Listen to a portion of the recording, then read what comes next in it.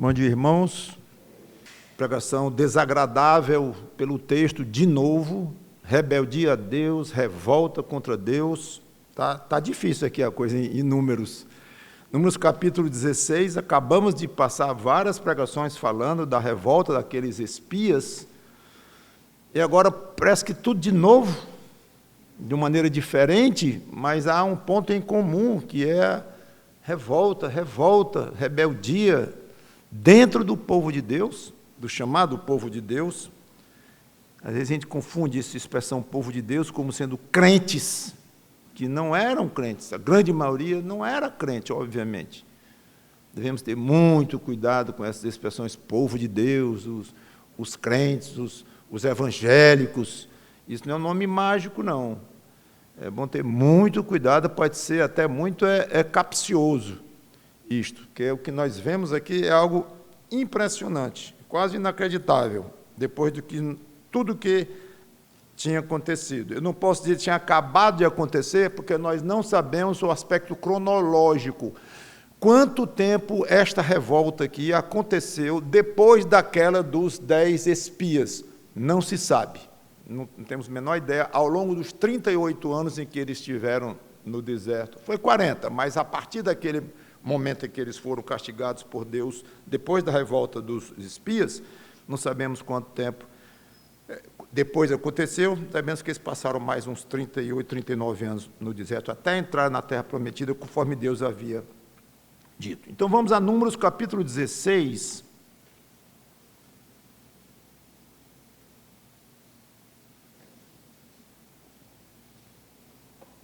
vou ler de uma vez só até o 17, de 1 a 17. Capítulo 16, versículo 1 em diante. Corá, algumas versões têm Coré. Corá, filho de Izar, filho de Coate, filho de Levi, ele é levita, tomou consigo a Datã e a Abirão, filhos de Eliabe, e Aon, filho de Pelete, filhos de Rubens, esses três últimos filhos de Ruben, ou seja, da tribo dos Rubenitas. Levantaram-se perante Moisés com 250 homens dos filhos de Israel, príncipes da congregação, eleitos por ela, varões de renome. E se ajuntaram contra Moisés e contra Arão. E lhes disseram: basta, pois que toda a congregação é santa, cada um deles é santo, e o Senhor está no meio deles. Porque, pois, vos exaltais sobre a congregação do Senhor? Tendo ouvido isto, Moisés caiu sobre o seu rosto e falou a Corá e a todo o seu grupo, dizendo: amanhã pela manhã o Senhor fará saber quem é dele e quem é o santo que ele fará chegar a si. Aquele a quem escolher fará chegar a si. Fazei isto: tomais vós incensários, Corá e todo o seu grupo, e pondo fogo neles amanhã, sobre eles deitai incenso perante o Senhor. E será que o homem a quem o Senhor escolher, este será o santo. Basta-vos, filho de Levi. Disse mais Moisés a Corá: ouvi agora, filhos de Levi, acaso é para vós outros coisa de somenos que o Deus de Israel vos separou da congregação de Israel para vos fazer chegar a si, a fim de cumprir o serviço do tabernáculo do Senhor e estar perante a congregação para ministrar-lhe? E te fez chegar, Corá, e todos os teus irmãos, os filhos de Levi, contigo, ainda também procurais o sacerdócio? Pelo que tu e todo o teu grupo juntos estáis contra o Senhor. E Arão, quem é ele, para que murmureis contra ele? Mandou Moisés chamar Datã e Abirão, filhos de Eliabe, eram os outros dois revoltosos. Porém, eles disseram: não subiremos. Porventura é coisa de somenos que nos fizeste subir de uma terra que emana leite e mel para fazer-nos morrer neste deserto? Senão que também queres fazer-te príncipe sobre nós? Nem tampouco nos trouxeste a uma terra que emana leite e mel, nem nos deste campos e vinhas em herança. Pensas que lançarás pó aos olhos destes homens? Pois não subiremos. Então Moisés irou-se muito E disse ao Senhor: não atentes para a sua oferta, nem um só jumento levei deles, e a nenhum deles fiz mal. Disse mais Moisés a Corá: tu e todo o teu grupo, ponde-vos perante o Senhor, tu e eles, e Arão amanhã. Tomai cada um o seu incensário, e neles ponde incenso. Trazei cada um o seu perante o Senhor, 250 incensários. Também tu e Arão, cada qual o seu. Vamos orar. Obrigado, Senhor Deus, pela tua palavra, que o teu Espírito Santo nos ilumine, nos ajude a levar esta pregação de uma maneira que aprendamos coisas úteis para nós, crentes. Em nome do Senhor Jesus Cristo. Amém. Então, 3 homens, no caso desse Corá, que era levita, Datão e Abirão, lideram uma revolta muito grave contra Moisés. Na base de tudo era uma resistência à liderança dos 2 irmãos, Moisés e Arão. Era uma revolta com base civil e religiosa. Civil porque rejeitavam a autoridade de Moisés, como dirigente, juiz e dirigente supremo do povo, por autoridade dada por Deus. E era religiosa porque Corá, que era levita, queria também ser sacerdote. Os levitas já tinham, como Moisés disse, a honra do encargo de levarem a todos os utensílios da tenda, desmontarem, o transporte, tudo. E já tinham sido muito privilegiados por Deus. Mas ele queria mais, ele queria ser sacerdote sem ser descendente de Arão. Ou talvez ele quisesse era o sumo sacerdócio mesmo, no lugar de Arão.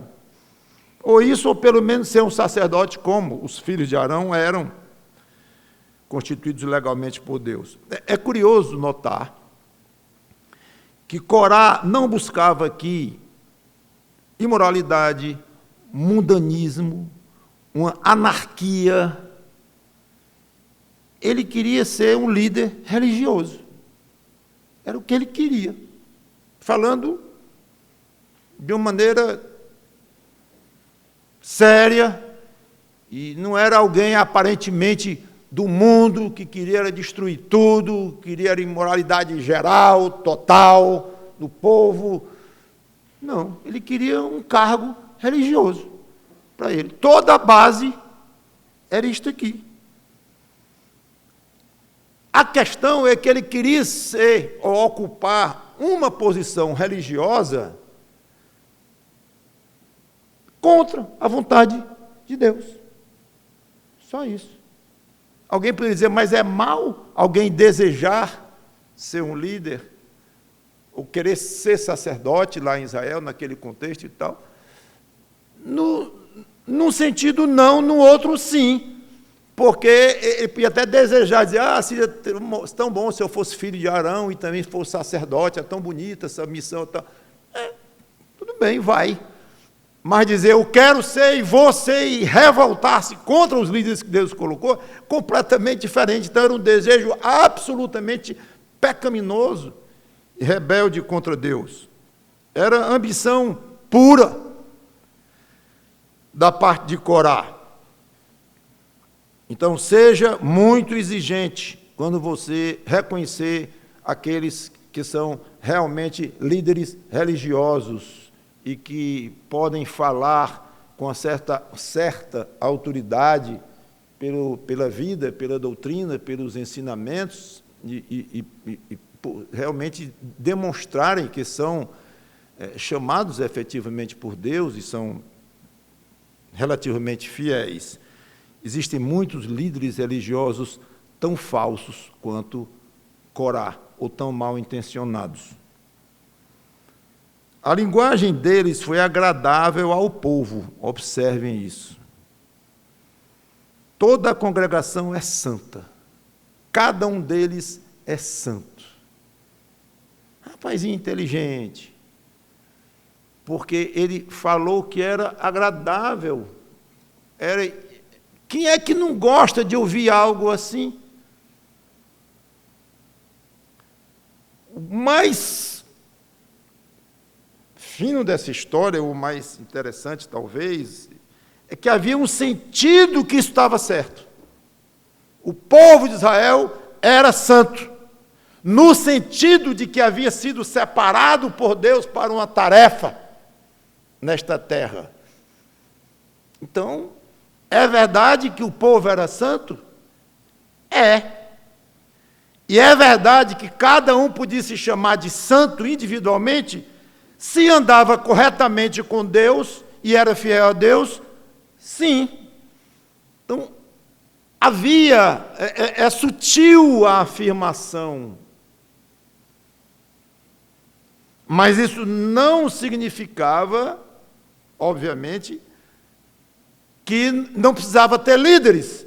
Mesmo o povo sendo santo, escolhido por Deus, e cheio de descrentes dentro, mas no sentido do povo era escolhido por Deus, foi colocado à parte por Deus, está correto, e havia muitos ali que certamente eram fiéis a Deus, sim, ok, mas não todos, dois, não significava que não era para ter líderes, mesmo que houvesse santidade dentro daquele povo, tanto de uma maneira geral quanto de maneira individual, como já comentei. Além do mais, o próprio Deus havia estabelecido assim. Não se discute com Deus. Nada, zero. É assim que ele queria. Pode tentar compreender as coisas de Deus. Pode até, depois de tentar, não conseguir compreender. Mas para aí. Falsos mestres falam o que o povo quer ouvir. O apóstolo Paulo disse lá em 2 Timóteo 4:3 que se levantaria pessoas, líderes falsos, que iam dizer coisas como que fazendo coceira nas pessoas, se as pessoas iriam procurar esses líderes para se sentirem coçados. Coça aqui. Eu gosto de ouvir isso. Esses homens agiram assim. E falsos mestres, geralmente, tem esse aspecto de dizer o que é agradável para o outro e injetando doses de verdades. Aí que complica. Complica e fica muito difícil. Às vezes, é preciso sabedoria de Deus para poder dizer, aqui está errado.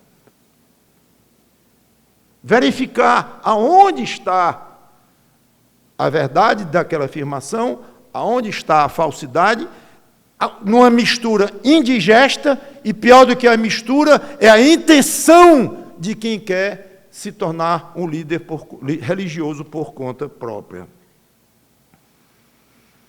Então, Moisés manda que Arão sozinho. 2 grupos. Primeiro grupo, Arão. Segundo grupo, 250 mais os 3 líderes, especialmente Corá. Traga os seus incensários no dia seguinte, que ter o incenso aprovado por Deus era típico de sacerdote, mas ele disse, pois vocês querem isso? Pois venham, tragam os seus incensários, e ou Deus vai aceitar Arão e vai rejeitar vocês, ou o contrário. Vamos ver o que vai acontecer. Moisés passa, então, a repreender duramente Corá, perguntando se não bastava que ele fosse levita, como já comentei, com o cargo honroso de cuidar de todas as coisas do tabernáculo. Ele queria ser sacerdote por cima. Essa é a natureza humana. Sempre quer mais. E, infelizmente, nós, crentes, não estamos livres desse tipo de pretensão. Não é raro o crente ser inconformado com o que Deus tem lhe dado. Tem uma certa inteligência, quer mais. Já tem muita, quer mais ainda. Quer ser mais destacado na escola ou no trabalho, quer ser mais influente na igreja, mais conhecido, mais famoso, mais isso, mais aquilo. Isso, muitas vezes, é um inconformismo pecaminoso, bem diferente de querer naturalmente melhorar, galgar postos na sua carreira, na posição até na sociedade, na igreja, tudo bem, mas de uma maneira tranquila, de uma maneira submissa a Deus e com um propósito lá dentro do coração. Se ele quiser progredir de alguma maneira na vida, é para glorificar a Deus. Nunca para se rebelar contra Deus, deixa Deus de lado e eu quero ser o que eu sonho ser. Então, sempre esteja, irmão, irmã, se policiando. A minha vontade de crescimento nas diversas áreas da vida é uma vontade saudável, está amparada no desejo de honrar a Deus. Amém. Vá em frente. Vá galgando, vá subindo, não tem problema. Mas se tem algo aí que você detecta, uma luz vermelha piscando aí no sentido de que talvez isso não tenha a aprovação de Deus, e tem irmãos que você confia e que você gosta de ouvir, que estão estranhando a sua maneira de ser, seu comportamento, suas atitudes, tenha muito cuidado, porque pode ser indicação de que isso aí é um inconformismo pecaminoso, à la Coré ou Corá. Moisés manda chamar os outros dois, Datã e Abirão, por algum motivo não estavam lá. Eu li em algum lugar que uma sugestão que eles estavam era com medo de se identificar junto com Corá e estar diante de Moisés, e que ficaram lá, talvez nas suas tendas, em algum lugar distante, mas já é uma suposição. Não sabemos porque que esses dois não estavam com Corá. Corá era o líder da religião, e era o único levita nessa história que estava inconformado em ser apenas levita. Seja como for, Moisés chama os outros dois.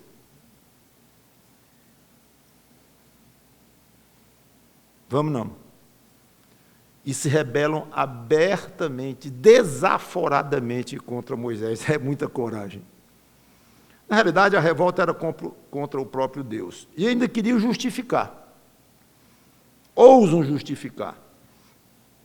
Eles alegam que Moisés havia tirado o povo de uma terra que mana leite e mel. Imagine, o Egito.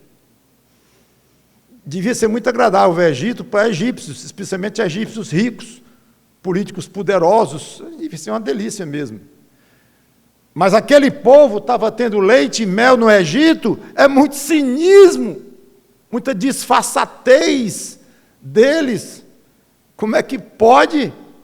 Especialmente o que marcou os últimos tempos dos israelitas lá no Egito foi exatamente o sofrimento pesado.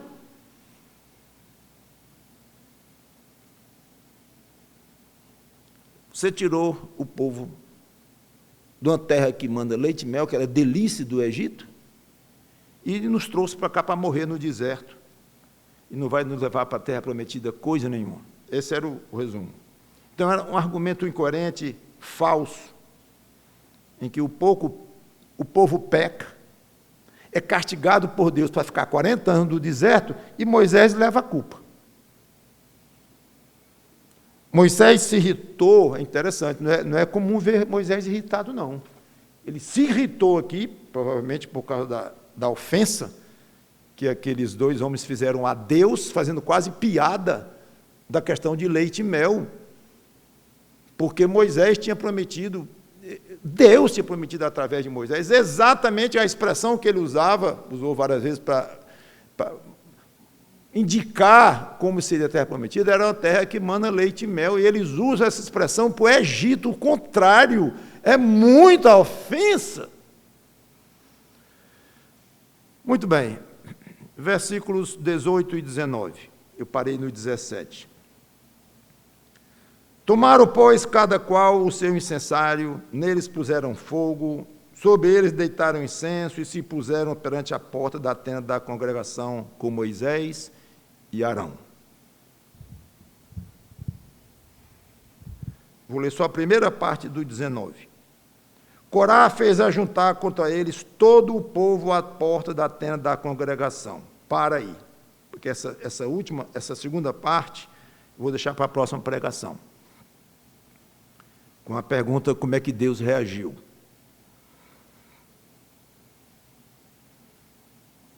Fez ajuntar contra eles É quase impressionante. É impressionante o que nós vemos aqui, eu quero dizer, era quase inacreditável. Porque é uma repetição. 12 espias. 10 se revoltaram, tirando Josué e Caleb. 10 se revoltaram e levaram todo o povo. Vocês conhecem já bem a história. Agora, um tempo depois, não sabemos quanto, um se revolta. Esse tal desse Corá. Aí leva mais 2 na revolta, ficando 3. Depois os 3 contaminam 250.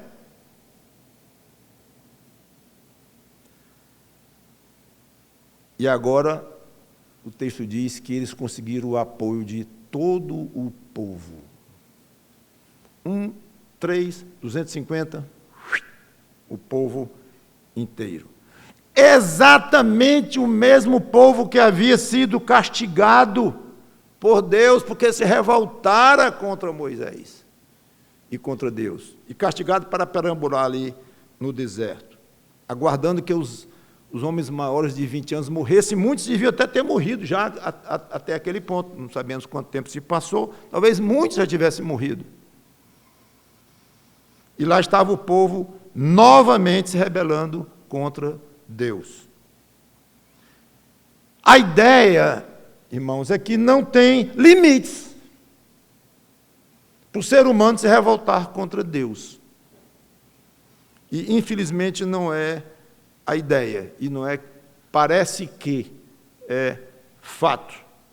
Não tem limites para pessoas que não têm Deus no coração, não têm o Espírito Santo dentro de si, não tem limites para se revoltarem contra Deus. Não tem. Então, eu acho que daqui nós poderíamos tirar 2 lições. Primeira, o homem natural, que é o homem como ele nasce, pecador por natureza, ele jamais será receptivo a Deus se não for pelo Espírito Santo. Jamais. Você já deve ter várias vezes conversado com um amigo, um parente, 1 vez, 2, 3, 10, sobre Cristo, sobre a Bíblia, sobre o perigo do inferno, várias vezes. E fala aquilo em amor, fala em carinho, às vezes fala um pouco mais forte, para ver se pega o outro lado dele, ver se mexe mesmo. Não vai. Aí passa 1 ano, passa 2, passa 10, passa 20, passa 30, e não consegue, você não consegue mover 1 milímetro aquela pessoa. Aí, às vezes, a pessoa faz uma pergunta e você diz, isso mostra que ele está mais mole. Está mais mole. Ótimo, é uma esperança. Mas logo depois, ou 1 mês depois, ou 1 ano depois, sei lá o quê, aí volta mais duro do que estava antes. Então dá um certo desânimo, que a gente deve ter cuidado, porque, não vou falar mais, não adianta. Às vezes, esse desânimo, eu admito que possa vir até como orientação de Deus, pode deixar. Não dê mais pérola para esse porco, não. Eu não gostei da maneira como eu falei, não, porque deu a ideia que eu estou xingando o pobre do não crente desta forma. Eu não estou querendo xingar, estou usando uma expressão que o próprio Jesus Cristo disse, não deis pérolas aos porcos, no sentido de que o porco não tem condição de saber se uma ervilha, ele pensa que é uma ervilha, é uma pérola preciosíssima. Ele morde a pérola, se irrita, porque é dura, muito dura, e ele se volta contra aquele que deu uma pérola, ou várias pérolas para ele, que ele pensava que era ervilha. Então, é basicamente isso aí. Então, não dê pérolas aos porcos, e há passagens na Bíblia que diz, depois de 2, 3 vezes, pode parar. É curioso isto. Então, eu não vejo na Bíblia passagem que mostra que o crente deve o tempo todinho pregar para aquele amigo, para aquele parente, para aquela pessoa, pregar, e sem que aquele peso enorme que não está pregando mais, até o outro estourar de tanto ouvir. Eu não vejo isso, vejo outros ângulos e admito que o crente pode ter paz em dizer assim, aqui eu parei. E orar pela pessoa e tudo, e tratar bem, deixa lá. Até para não incomodar demais. Tem aqueles que são mais insistentes, que não têm essa paz e querem continuar pregando, tudo bem também. Não vejo uma regra, não vejo uma forma de fazer uma tabela. Não, cada um segue o seu coração e conversa com Deus sobre isso. Seja como for, o que eu quero dizer em tudo isso é, saiba, ou lembre-se, que eu acho que você já sabe, que se aquele amigo, parente, vizinho, tal, não for tocado pelo Espírito Santo de Deus, a chance dele entender o Evangelho e deixar de ser rebelde a Deus e fazer as pazes com Deus via Cristo, a chance é 0. Então, o limite do não crente se rebelar contra Deus realmente não tem limite. Vai ser rebelde sempre, o tempo todo, a não ser que Deus tenha misericórdia e mude essa situação. É só isso, é bom lembrar disso, faz bem. Lembrar isso, primeiro porque é verdade, e segundo porque isso pode nos ajudar a traçar nossos rumos quanto a essa questão de evangelismo. E às vezes a gente fica meio zangado com o outro, meio, é possível, é duro demais, já fiz quantas vezes isso, agora não faço mais não, a gente fica meio irritado. Não sei se você já passou por isso, de tanto falar, não adianta. Tenha misericórdia, tenha compaixão, se quiser parar de falar e ter paz, assim como já disse, pare, mas não adianta ficar com raiva, porque o outro é cego, e cego não enxerga, é morto, e morto não anda, nem vive. Segunda lição, e com ela eu quero encerrar. Mesmo sendo crentes, nós corremos o perigo de sermos influenciados por falsos mestres, que falam no nome de Cristo com grande oratória, emoção, mas sem o Espírito de Deus. Quando você ouvir o nome de Jesus Cristo da boca de alguém, procure indícios, mínimos que seja, de que o Espírito Santo está ali, de que aquela pessoa que falou tem o mínimo de demonstração na vida de que tem o Espírito Santo de Deus, de que pode de fato ser considerado um irmão em Cristo, para você abrir os ouvidos e aceitar aquela palavra como vindo de alguém que tem a mente de Cristo de fato, como a Bíblia diz que o crente tem a mente de Cristo, e alguém que entende as coisas espirituais. Então, chegar a corar lá e falar bonito, lindo, o povo todo é santo, vocês querem ser santos diante deles, querem mandar nele, fala bonito, e agrada ao povo, todos nós devemos ser assim, enquanto ele queria ser sacerdote, ou sumo sacerdote, que Moisés o desmascarou. Ele não disse em momento nenhum, eu quero ser sacerdote, sumo sacerdote, não, o povo é santo. Ele escondeu o propósito dele. Aí Moisés diz, você quer ser sumo sacerdote ou sacerdote também? Você acha pouco ser levita? Aí Moisés, desmascara. Corá não deve ter gostado nem um pouco daquela parte que Moisés disse, você quer isso, ó. Você pode estar dizendo aqui, você quer isso.